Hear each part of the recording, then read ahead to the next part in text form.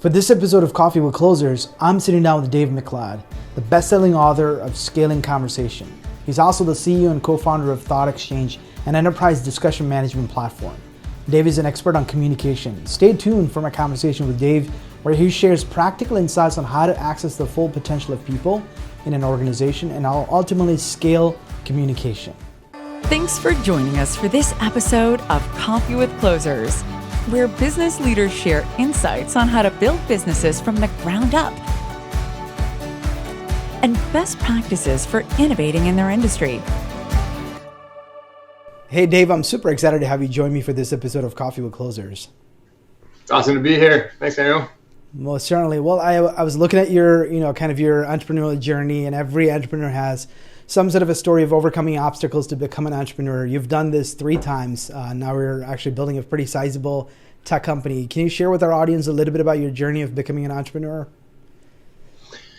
I think underneath that question, I think entrepreneurship can be both taught and in some cases it's internal. And I went to 4 different universities and colleges, much to my parents' chagrin.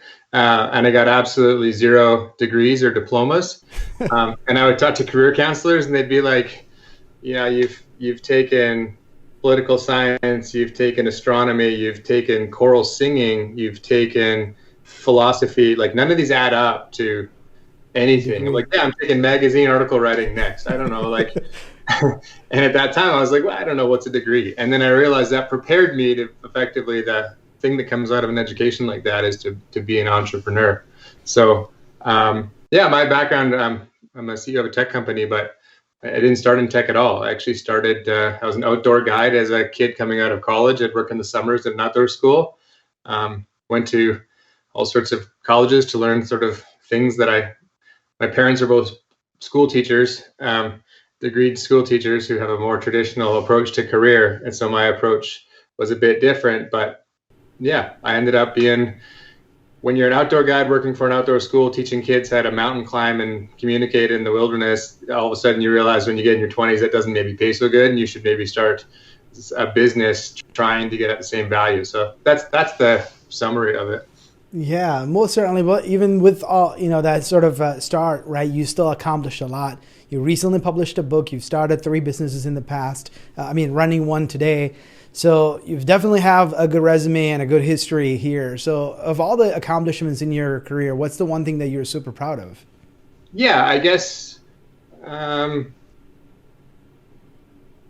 culminate kind of where we're at right now is I've always sort of been on the same thing, meaning what I realized in retrospect, one of the good things about writing a book is you can actually take a time to think about things. That's one of the gifts of actually going through it yourself. And what I realized is that the same thing that when I was face-to-face facilitator and I would get hired to put on meetings or to teach communication and to do leadership workshops. We had teams of people that would do leadership workshops and all that sort of stuff. And along the way, I came along an analog version of a communication tool, which was to get people to write down, I still keep them on my desk, you get people to write down a thought on a recipe card, and on the card, you're talking to 100 people in a room, and you want to figure out what you should talk about. You say, hey, what should we talk about? Everyone write down an idea on the recipe card, but then shuffle it around the room. Shuffle, shuffle, shuffle, shuffle, shuffle, just by handing it around. Okay, now score based on how important you think that thought is. Okay, shuffle again, score, shuffle, score, shuffle, score. And by the time you do that a bunch of times and start counting backwards from a high number, you start to get at the highest numerically rated thoughts in the room. Mm-hmm. What was interesting about that is everyone said like, hey, wow, that's kind of a interesting way to arrive at what's important to this group. Seemed fair. Seemed like my thought wasn't judged based on the color of my skin or who you thought. It was just based on the idea. No, I didn't sign their name to it. Mm-hmm.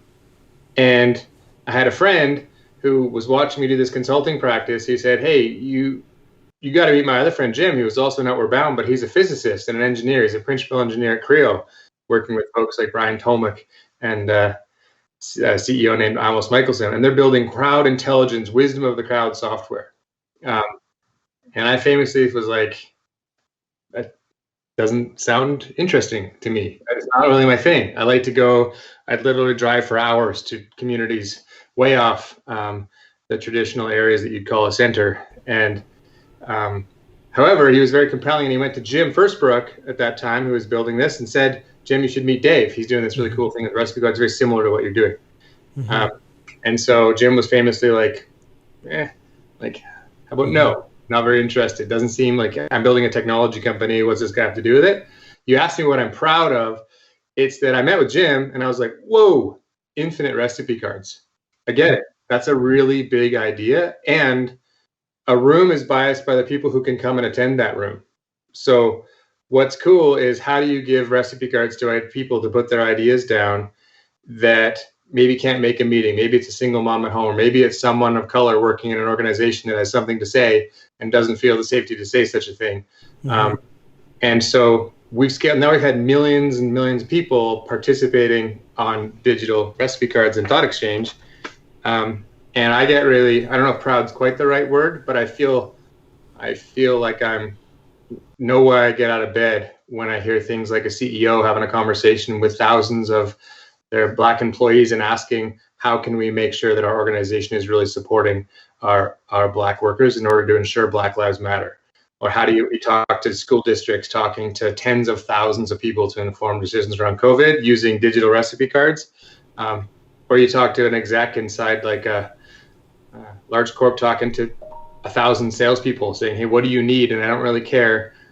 What do you need to succeed? And I don't really care your where you are in the system. I don't care the color. I don't care your gender. I want to know what you think, and I deeply value that, and I want to hear from you. So super long answer to a super short question, but that's what gets me out of bed in the morning is when people have an opportunity to write down their thought on a digital recipe card. Yeah, and we'll certainly get to some of those concepts in a little bit, but was this approach something unique to you, or did you pick that up from some sort of a book or from learning from someone else? Yeah, the facilitation world is a nice thing. So Chris Corrigan introduced me to it. I first understood it as a game called 35. And 35 was a game past lots of facilitators know it, and there's an iteration on that game. If you Google it, I changed one thing about it, which is in that you actually talk to each other and you arrive at a score together. Anyhow, yeah, it's out there in the domain for there's a zillion facilitator trips and ticks that that's cool. How could we change that? How could we actually work with an idea? How can we adapt that? And then how can we change it and build it into something, and then take concepts and turn them into constructs that actually make a difference?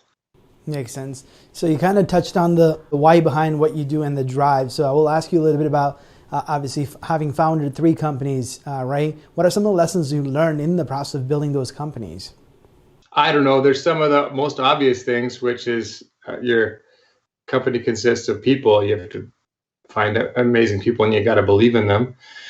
That's pretty standard CEO speak, I think. I don't know. Maybe if I want to share one thing that would be at least have some spice around it, it's that there's a lot of people talk about advice, and these sort of things, they come to advice. One of the best pieces of advice that I ever learned is that you should never take advice. And actually, building a company is so we're at last I checked 220 people or something like that. We're a Series B funded tech company. And when I talk to other CEOs that are super successful, all our companies look wildly different than everybody else. And yet there's this presumption that companies that are really successful, kind of look the same. And well, there are some commonalities between them. I guess the thing that I would, maybe the thing that I've learned that's most important is to refute this. There's a principle which is like, get there, set the culture with your first 5 people, make sure you set it really strong with the people that arrive, and then have that be the core of everything going through. I think that's effectively bullshit.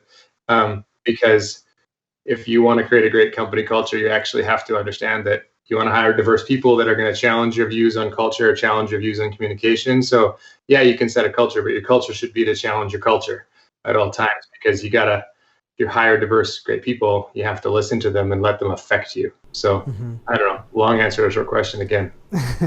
Well, obviously, having done, founded 3 companies, there are some mistakes that you may have been able to avoid as well the second and third time around. Were there some sort of an obvious mistakes that you may have made in the first time around that you were able to overcome?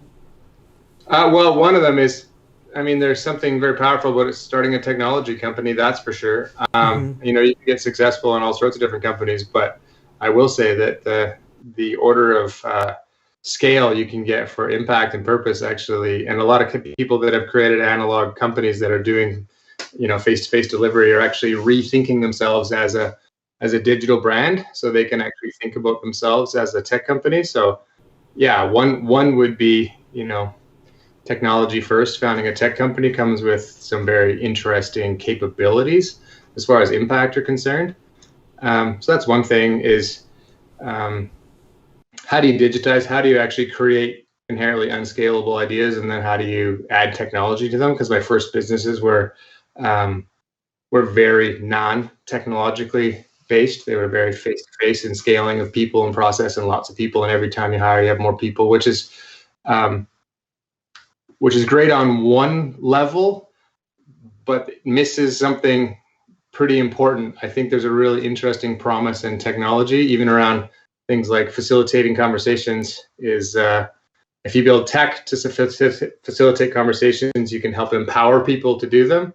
If you come facilitate the conversation, you sort of help them do it one time, but do you actually help them do it for real in the long run? Maybe not. So I don't know.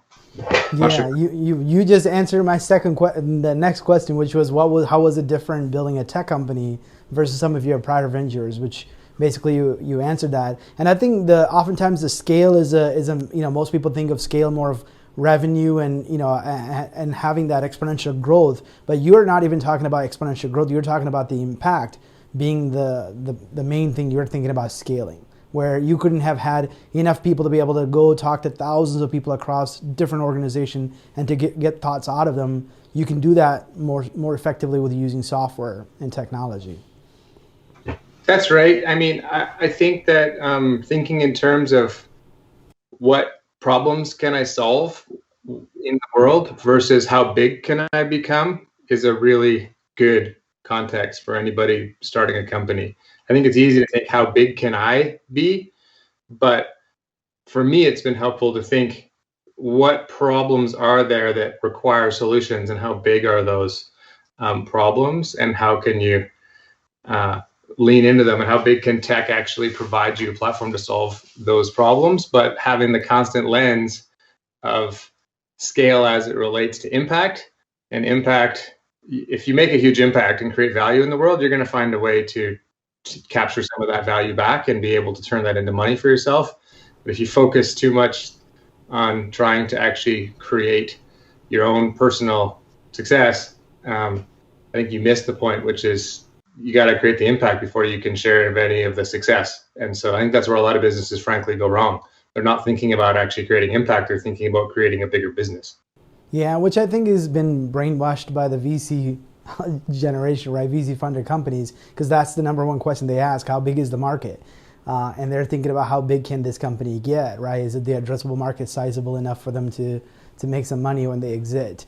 So I think that's also driving why founders, are really focused on that side of the equation more than the impact side of the equation. I'm not sure if I'm making a good assumption here, but I would say that is the case. Yeah, you know what? I think it drives a fascinating behavior in that so many companies, Airbnb was trying to talk about a pretty narrow thing about sharing a place on a few kids, living rooms. And Uber was trying to do a private car service in the start. Like, you look at the first deck of those companies, it wasn't exactly overwhelmingly change the world kind of concept. It was like, we think we got a little idea that could be big. And so I do think there is a bit of a, people are like, I found a way to revolutionize the paperclip, and everybody in the world has a paperclip, and therefore it's a quadrillion-dollar market, and everyone wants to talk about their business as a quadrillion-dollar market, which is still, for me, missing the, here's a problem that needs to get solved here, but here's how big the problem is, and here's how we can solve it in this place. And if we succeed there, obviously we can grow from there if we're able to succeed on hitting that one little problem. you can probably move on and solve a whole bunch of big problems if you're a company that knows how to solve one little problem. There's a little company called Amazon that kind of thought that way not long ago. Yeah, I know they're definitely revolutionizing a lot of different vertical with their product offerings. Yeah, and they didn't start by saying, "Hey, listen, we're Amazon, and we're going to be a global brand that's going to buy MGM," as their pitch to a VC. It was like, online books. That's pretty big, and if you succeed there in a way that's revolutionary, you can probably take over the world. So I think that's an interesting thing, because you get pushed saying, "Well, how make your vision as big as it possibly can be," and then you just end up sounding ridiculous. So I think people need to learn how to think small. Yeah, and I think it's also the focus thing as well, right? If you stay focused on that one thing, make that something before you jump onto trying to do too many other things. That's right, yeah. So let's shift our focus to your book. I know you recently published a book, Scaling Conversations. You're all about scale. So, I mean, obviously, this whole concept is about how leaders can access the full potential of people. So I think, it goes without saying, any good relationship starts with having good conversation. I know it's true in marriage and true in friendships, and I guess it's more so true in business, and oftentimes we overlook that concept. So talk to our audience a little bit about where are entrepreneurs and business leaders failing in this area of actually having conversations with their, the employees. Yeah. So there's something, and that's what Wiley approached me, and I was very happy to think through our discussion management space as something that required some thought leadership wrapped around it. And unpacking that into a book was actually very helpful for my thinking. And honestly, there's a real simple story that's right at the front of it, which is a waiter walks up and says, "What would you like to drink?" And people say, "I don't know, beer." "Sure, beer. I don't know, give me a beer." And then someone says, "It's the first sunny day. COVID seems to be ending. Don't you make a world-class margarita?" "I'd like a margarita." And everyone goes, "Dang, that actually sounds pretty good. I would also like a margarita." "You know what? Me too." Actually, round of margarita. Except for the first person, like, whoa, I thought we were all getting beers. No, not really. We moved on. In a funny way, that's like a little micro conversation that happens. Everyone shares ideas. So everyone actually changes their mind. Some people do. You end up with something else. In a group of executives talking together, what you'd never do is say, "Hey, what should we do to solve this problem?" Everyone shares some ideas, and then someone says, "Well, how about this?" And everyone goes, "Yeah, actually, that's fair. I can get behind that. Let's go ahead and have that as our non-regrettable action. Let's go ahead and do that." And everyone goes, "Sure, fine, we agree." What would never happen is you'd never have someone say, "Stop, sorry, we can't do that." That only got said one time, and I actually just counted everybody's responses, and this one got said 9 times. This one got said 4 times. And if I'm really clever, I can actually notice that these 7 things and these 3 things are very similar. So I'm going to group them together and say this got said 10 times. So the most important thing, therefore, is we should do this one. It got said 10 times. In a group of 7 people, you'd be like, "That's crazy. We all agree we all change, no, I don't think that anymore. We've talked about that. We've covered that. We all agree this is what we should do." In a small group, that's insanity. And then I challenge leaders to think, well, what do you do when you get in a group over 10? How do you make decisions with people's voice in it? Well, kind of same way. We look for what's important. Do you? Because what I cover in the book is all the different ways we try to scale conversations. And it looks like open-ended survey responses. What do you do when you get them back? You codify them. You use either software or Excel spreadsheets or consultants or your internal recent grad that has the honor of putting thoughts in groups and themes. And then you say, "Hey, this is really important. We just talked to 400 people and this got said 47 times. Therefore, it's really, really important. This one only got said 1 time. Trash it." That makes no sense, because just because something got said a couple times doesn't mean everybody might not agree with those things. So we actually assign value to frequency in business as leaders disproportionately. So we have frequency bias. Actually, we look and say, "I'm hearing this a lot, and therefore starting to get some signal recognition. I'm starting to go with that." We don't have a way to vet that at scale to say, do we actually agree with that? Is this important, or is it just frequent? So that's a long way of saying, I think it's pervasive. I think every organization on every team has a bias as a problem, is we don't actually get all the thoughts from people. And then even if we do get them, we're probably using what's most frequent and not what's important, because there's no way to scale that right now. other than what we're doing.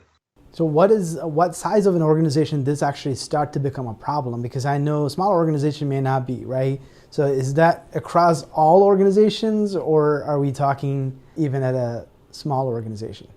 Yeah, so best way to go into this conversation is that, so I'm white, my name is Dave, I'm a male, and I am 6 feet tall.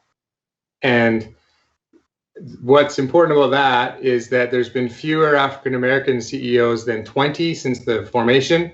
And there's been many studies that there are more people named Dave in the Fortune 500 than there are women total in the Fortune 500. And the aggregate height of the Fortune 500 is 6 feet tall, and I'm 6 feet tall. And so I'm white, I'm Dave, I'm 6 feet tall. And so I come out and say, hey, I have 30 people on my team.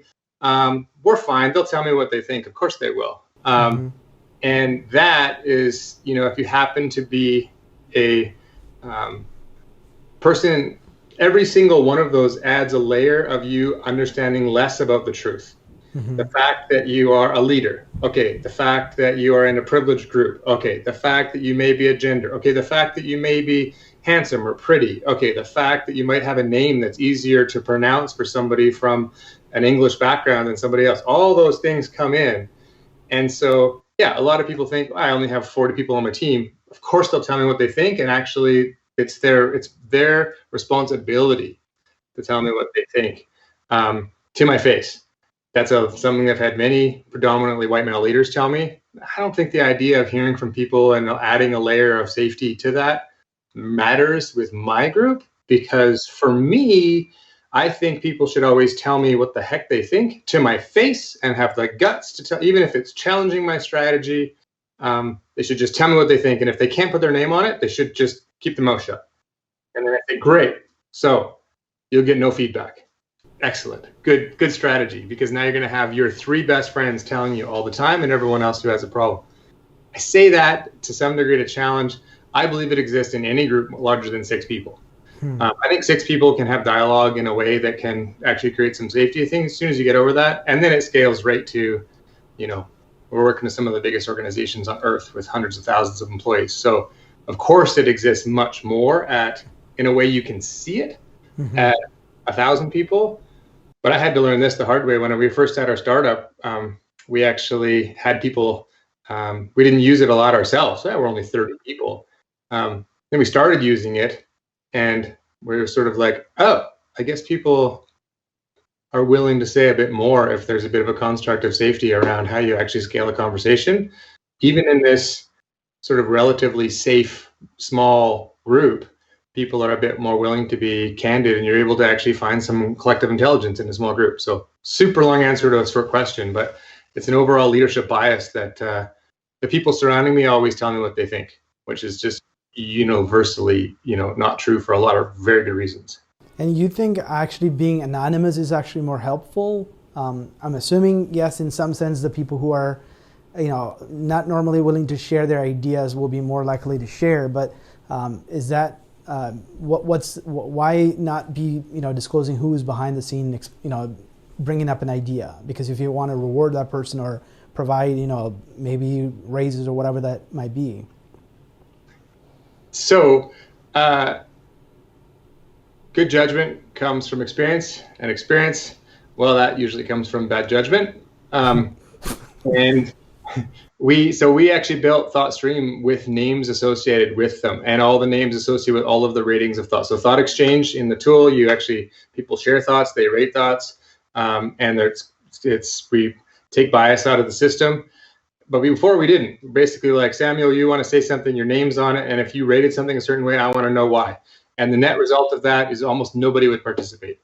And I'd ask people, like, very smart, like some of the smartest people in the company, like, I notice you're not really participating. I'm not seeing your name anywhere in these conversations.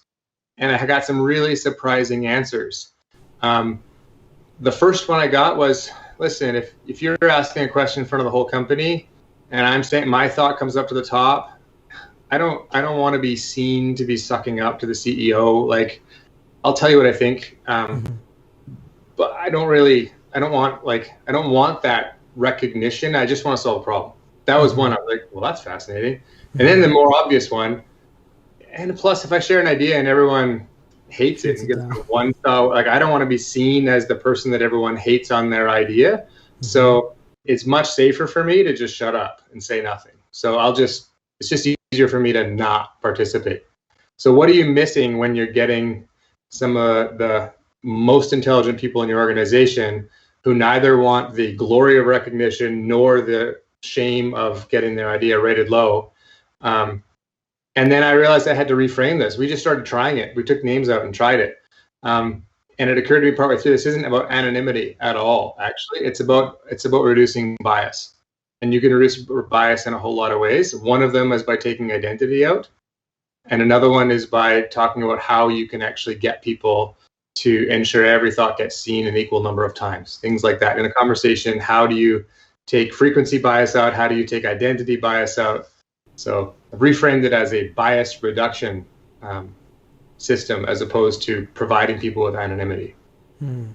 That makes total sense. Do you have then gamification or something involved to keep them participating and coming up with new ideas to redeem points or things of that nature? Or the gamification is that respect and dignity of people in your organization, I believe, is sort of directly correlated to if you respect people, you involve them in decisions that affect them. No gamification is required. If you're a leader and you're asking for input of somebody and it's genuine and it's purposeful, they're not going to require a badge to participate. They're going to say, well, actually, like if you're a sales exec and your head of enablement says, I just need to know what tools or what competitive intelligence that you need that would be really helpful for you. Again, you don't need a badge to say that. You're like, okay, good. Thank you for asking me because I need to tell you. Or if you're somebody that says, I want to understand how we can create more pathways for diverse people in our company, and you have an idea, again, you don't need a star system. You just, as long as that leader intention is true, if they're really going to listen to you and do something with your feedback, then you're going to tell them what you think. So obviously with ThoughtExchange and also with your prior businesses, you've worked with thousands of leaders and worked with thousands of organizations and maybe have interacted with millions of employees. From all these successful leaders that you've seen either adapted to your technology or even just being good leaders, what are some common things you've noticed about very good leaders?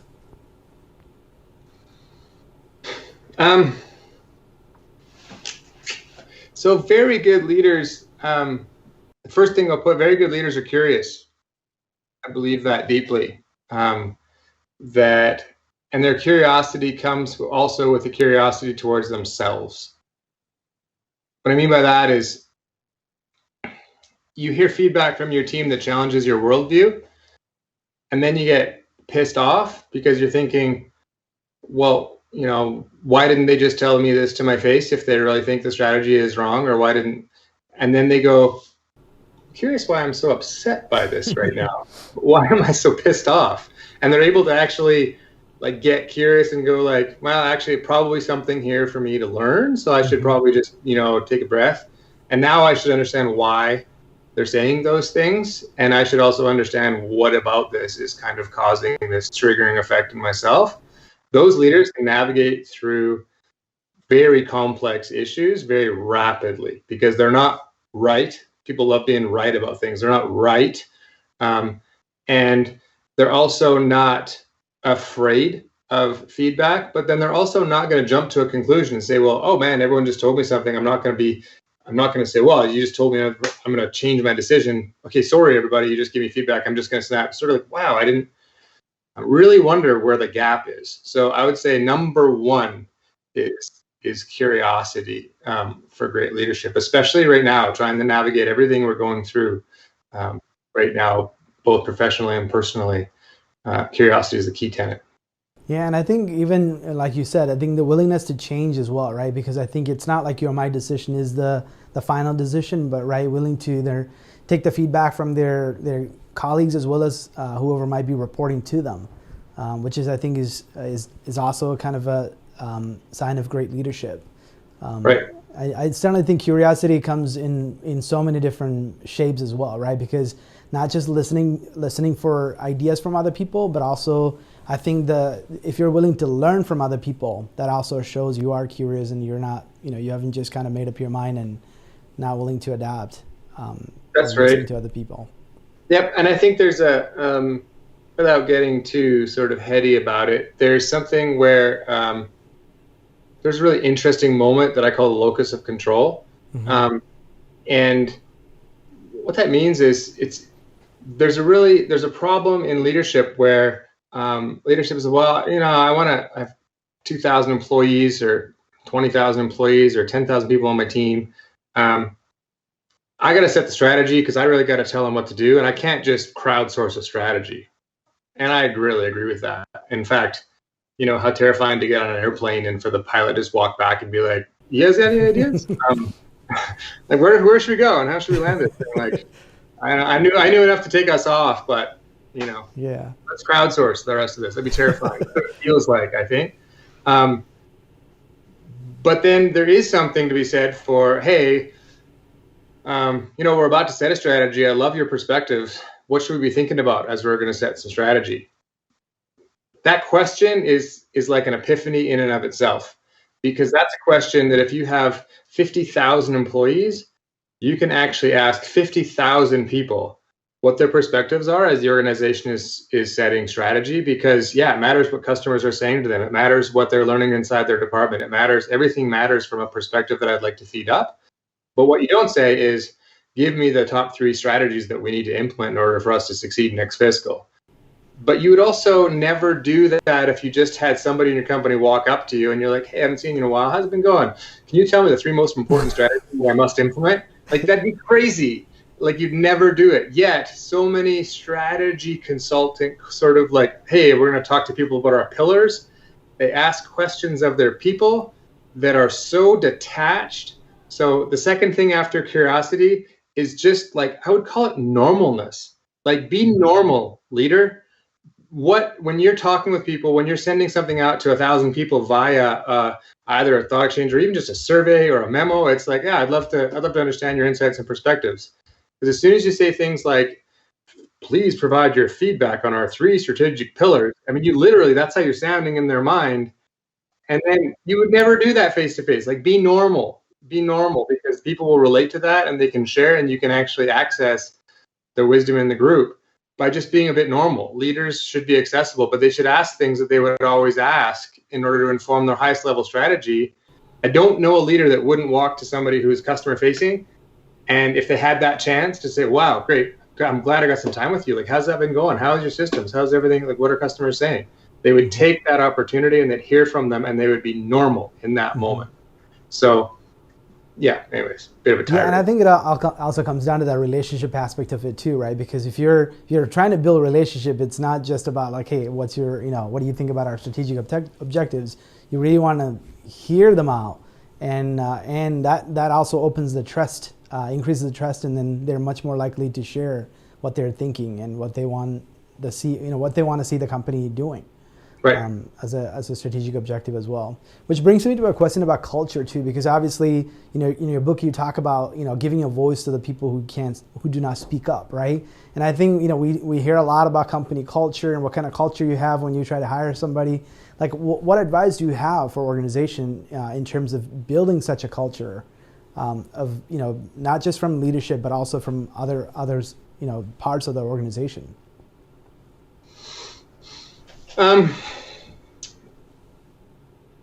Well, so one of them's obvious, that this idea of culture written on a plaque on the wall is obviously not a good idea. But underneath that is something I think that's a bit more important, which is that I think if you set a culture that has curiosity, genuine curiosity, and has respect as a cultural tenet, as an idea, as a way of dealing with things, then you can actually lean into a culture that actually evolves and changes with new people and new ideas. There's sort of a fundamental issue with organizations, I can't skip over, are working to compete better in the marketplace and become more profitable, becoming more diverse and inclusive inside their organization. And yet as numerically, there's a reason why it's called a minority minority groups is because there's not as many of them. So if you're always taking a majority opinion to say we're setting culture by doing things that really work for the majority, or we have any sort of like voting construct that is the more majority rules, anything that feels democratic, how could you ever provide voice to new people, to new cultures, to new people who think of it differently, it doesn't have to be based on their color or creed or gender. That could just be on their neurodiversity or their specialization. As your company has grown, you actually need to bring in a new framework of thinking. Mm-hmm. You have to find a way to listen to people with challenging and new and different perspectives. And you can't step over the fact that the ruling cultural class is probably predominantly white and male in any organization. And so how do you make room to actually benefit from the fact that you're probably working to diversify your organization, but are you creating a culture that is actually trying to take tasks to make sure that the people that are coming in are being heard and feeling like they're making an impact and feeling like they got hired for a purpose, across every spectrum of what they're bringing to your company. So culture and inclusion, I think, are really tied, because the worst thing to do is to say, hey, the culture got set by three executives on a mountain pass in 1983, and that's the way it is. And now, welcome to the company, and you have to like look at photos of their trek together to understand our culture is a bit, outdated. That is so true. Let's talk a little bit about productivity. Obviously, we as entrepreneurs, one thing we don't have enough of is time. So there's got to be some ways of making most of what we actually have. So are there any productivity that Dave has that you can share to the rest of the world? Productivity? Yes. You figured out how to scale conversation, so I figured you might know how to scale some time. Yeah. Well, there's a blatant plug for ThoughtExchange around productivity is, we found a way to talk to 2,000 sales reps in 6 minutes. And so there's one thing, which is like people need to open their eyes to what's possible as far as how it relates to being productive. And if it takes your organization hiring a consultant in 6 or 12 months to come up with a charter on what needs to change, I'm a recovering consultant, so I can say things like charter and kind of laugh at them. But if it takes you 6 months to come up with a charter, when you could have talked to the whole organization in 6 minutes, you can think about productivity. Because I think a really fascinating thing that happened during COVID, everyone's talking about, I've been going to digital transformation conferences for feels like forever. Mm-hmm. But then all of a sudden now every meeting is going to have at least one person online now moving forward. Or if they're not online, at least the ability for them to be online will be there. What's cool about that is that means every meeting is now networked, and ThoughtExchange has been distributed now for 10 years, where we've never really had a home office. So when you think about productivity and you realize that now everybody in your organization are actually on a network where you could get digital and get data from every meeting, what's the productivity increase you can get from turning things that are traditionally simultaneous, like cascade information, and you do these long sequential cascading of information. What does that mean? Like, wait a sec, if everybody's online, even our field workers have had to find a way to become online, what could we deploy to the network instantaneously? Mm-hmm. Versus what could we roll out in a cascading way? That's one. The other one is that a great developer taught me there's no such thing as the word priorities. Makes no sense. Priority, and then there's the next priority, and then there's the next priority, and that you need to have them actually in priority order. The idea that you have everything, priorities means everything's tied at one. Doesn't make any sense. It's your priorities. How can you have priorities? You can only have one priority, and then you can have a second priority. So that's the other aha. Never think you can have, here's our 5 priorities. And actually you have one priority, and then you have everything else that's just somehow either more of a priority or less of a priority than that priority is another kind of leadership epiphany. That is definitely a good concept. And I think going back to what you said about, I think, by the time organizations are taking surveys and getting feedback and then trying to make sense of the data and then and tell it to the rest of the organization. By then, that stuff is already changed. So That's right. I think there's a lot to be said about that as well. So you can hire a consultant. By the time all that data comes back and make some decisions, already 2 years passed. That's right. And that it's actually there's been an interesting thing, which is like in so many conversations as like a humble startup, you don't want to like lean in too far. But I remember talking to a CHRO of a massive brand who had just hired one of the major house consulting groups. And he's going to go and have 10,000 people consulted in order to get their thoughts on, what really the brand needed to think about in the years to come. And I was at an event with him, and we showed him ThoughtExchange. And he's like, 10,000 people. And I'm like, so he said, we're doing this right now. Okay. So, and how are you doing it? Because I can make a bet. I know how you're doing it. He's like, yeah, I know how you know how. So he's like, yeah. It's an 18-month rollout of feedback. And then we're going to move into the, action phase of what we learned. Mm-hmm. It's going to cost, more than $10 million. And he's like, so tell me again how fast you could actually hear from 10,000 people. Mm-hmm. I'm like, yeah. So, a day. Mm-hmm. And also in every language in real time, where people are actually hearing each other's thoughts in other languages, and also they're hearing each other's. And it would be actually, so like the shift though, is just so big to imagine you can talk to 10,000 people in a day instead of in 18 months for $10 million, that it's almost like too big of a problem to disrupt at one chunk at a time. But technology is going to come in and take so much waste out of the system of how you have conversations with people. And other people would say, hey, you want to hear what your salespeople need? Well, we're flying in groups of them, 10 at a time, over the course of the next 6 months to do focus groups. And we've hired a third party, and then we're going to do something with that next fiscal. You're like, right. You realize you could talk to them all tomorrow and just do something. And that's starting to happen now. It's starting to happen that people are like, tell me again. Whereas a few years ago, they're like, can't even hear it. I just already signed the check. They don't want to hear about how it, we're already in a 12-month process for hearing from people. Yeah, and I also think oftentimes you're talking about ThoughtExchange. Sometimes the younger people that are joining the company comes with the new ideas. Oftentimes they never get a chance in sharing that too. Like some of these innovations that you built, right? Someone might have heard of it at a company and they bring that idea. Oftentimes it gets shot down because, hey, you're the newbie. What do you know? We've been here 8 years. I know a lot about how to get feedback from our employees. We use whatever SurveyMonkey. That's right. So we have a committee and we run a survey, and then and then we take 2 months and we build a Gantt chart, and the Gantt chart goes through Christmas, and that's the way the business operates. And they're like, whoa, what if it didn't? And you're like, sorry, you're too junior to have thoughts like, what if it didn't? Yeah. That is so true. That I can see where, ThoughtExchange could be extremely useful in those scenarios. So here's my closing question, which I usually ask all entrepreneurs. Knowing what you know today, what advice would you give your younger self? So I would, something I picked up, unfortunately, about 10 years too late, was advice is a dime a dozen, but a story is worth $1 million. And if I would have had the confidence starting the business when people said, hey, Dave, I got some advice for you and the way you should do that. Oh, great. I'd love to hear all advice. Tell me your advice. You tell me your advice. If I could have stopped and said, okay, whoa, interesting advice. Can you back up and tell me the story of why you think that and what experience you had that led you to that, so that I can hear your story and then I can pull my own advice out of your story?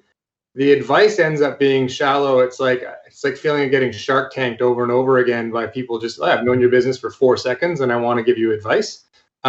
Yet, if you actually had a chance to have like a one-on-one with Mark Cuban and he's like, you should do this with your business, and you're like, okay, I'll do it. If you were able to go, wait, why do you think that? What did you do to learn that? And if he would tell you a 3-minute story of what he learned, you'd be able to go, oh God, that was big. Mm-hmm. So that would be what I'd say is, don't just take advice, ask why, get curious and figure out why they're giving you that advice. It might be great advice, might be terrible advice, kind of who cares? Get them to tell you the story of the advice that they're giving you.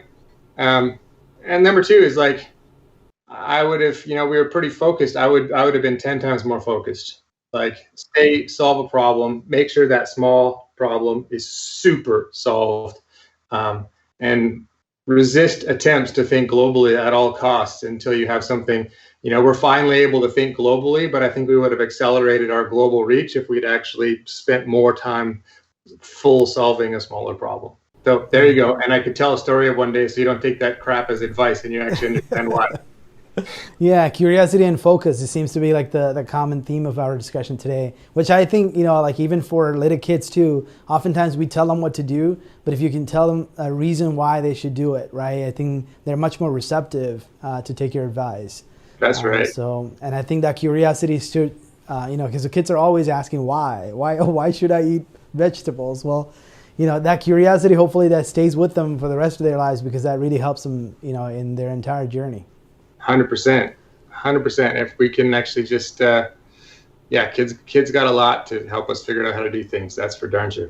Most certainly. Well, Dave, I certainly appreciate your time, and thanks for sharing this afternoon with me and sharing some of your wisdom with our audience. Right on. Thanks, Emil. Thanks for having me. Thank you. This episode of Coffee with Closers is brought to you by One IMS, a leading digital marketing agency helping businesses win new customers. To request a free marketing ROI audit, please visit oneims.com. If you enjoyed this video, please share it. To make sure you never miss an episode, please subscribe.